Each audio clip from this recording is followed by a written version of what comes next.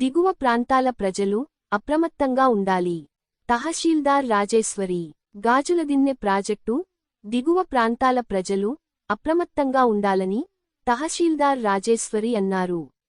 శుక్రవారం తహశీల్దార్ రాజేశ్వరి పత్రిక ప్రకటన ద్వారా మాట్లాడుతూ ఈ నెల 14వ తేదీ వరకు భారీ వర్ష సూచనలు ఉన్నందున అప్రమత్తంగా ఉండాలని, హంద్రీ చుట్టూ పక్కల రైతులు పొలాలకు వెళ్లరాదని, బాగా నానిన మట్టి మిద్దెలలో నివాసం ఉండరాదని, హంద్రీలో బట్టలు ఉతకడానికి ఈతకు వెళ్లరాదని తెలిపారు.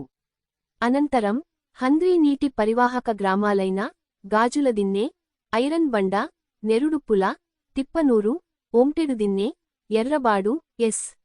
లింగందిన్నె గ్రామ ప్రజలకు తెలియజేయడం ఏమనగా, ప్రస్తుతం గాజులదిన్నె ప్రాజెక్టు నీటి మట్టం 376.54 మీటర్లకు చేరిందని ఈ రోజు సాయంత్రం 4 గంటలకు గౌరవనీయులైన Yemmiganur MLA doctor B V Jayanageswara Reddy గారు వారిచే ప్రాజెక్టు ఒక గేట్ ఎత్తి ప్రాజెక్టు నీరు దిగువ ప్రాంతాలకు వదులుతున్నట్లు తహశీల్దార్ రాజేశ్వరి తెలిపారు.